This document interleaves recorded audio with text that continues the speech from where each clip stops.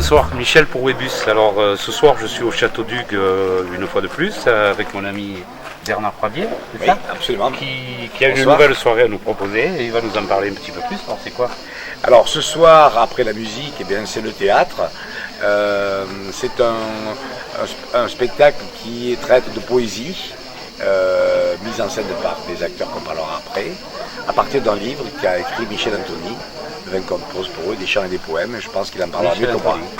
Absolument. Voilà, qui va nous parler de son livre, qui est là, Le vin pour eux, des chants de poèmes. Absolument. Le vin compose une phrase de Baudelaire. Voilà, expliquez-nous un peu. Moi je suis médecin et puis j'ai voulu réfléchir un peu sur les écrivains et l'alcool. Et donc ce petit livre qui est sorti, et comme Bernard qui a bien voulu l'illustrer, m'a proposé qu'on fasse une soirée un peu autour de la poésie du vin et de l'ivresse. Donc on a sélectionné quelques écrivains, quelques poètes. Ça part d'Omar Khayyam, on passe par Baudelaire, Apollinaire et on finit avec Jim Harrison, un écrivain contemporain. Que du beau monde. Que du beau monde et que du plaisir. Voilà.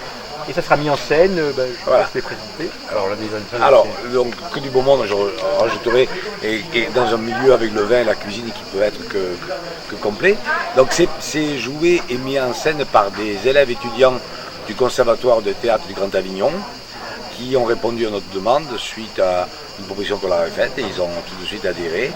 Et je trouve ça formidable parce qu'effectivement, c'est pas forcément un choix facile que de mettre en scène uniquement un côté poète, des poèmes sans pour autant une dramaturgie.